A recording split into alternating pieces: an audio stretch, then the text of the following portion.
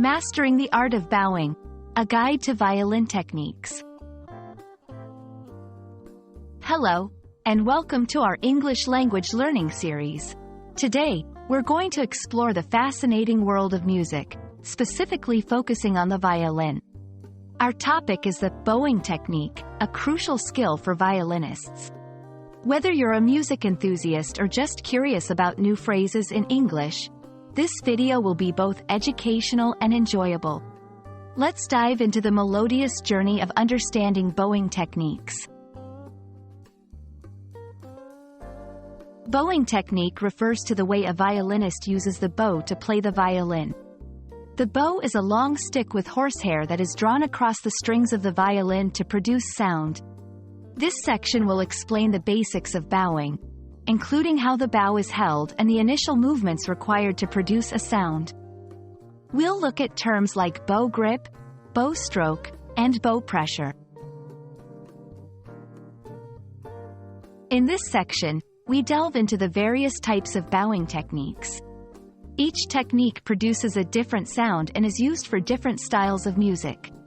Some of the techniques we will cover include legato, smooth and connected strokes; staccato, short, detached notes; spiccato, bouncing the bow on the strings; col legno, using the wood part of the bow to strike the strings. Understanding these terms not only enhances your English vocabulary but also gives you insight into the complexity of violin playing. Bowing technique is not just about playing notes. It's about expressing emotions and bringing music to life. This section will highlight the emotional impact of different bowing techniques and how they contribute to the overall expression of a piece of music. We'll explore how composers use these techniques to convey feelings and stories through their compositions. For those interested in learning the violin, this section will provide some basic practice tips to improve your bowing technique. We'll discuss practice routines, common beginner mistakes, and how to overcome them.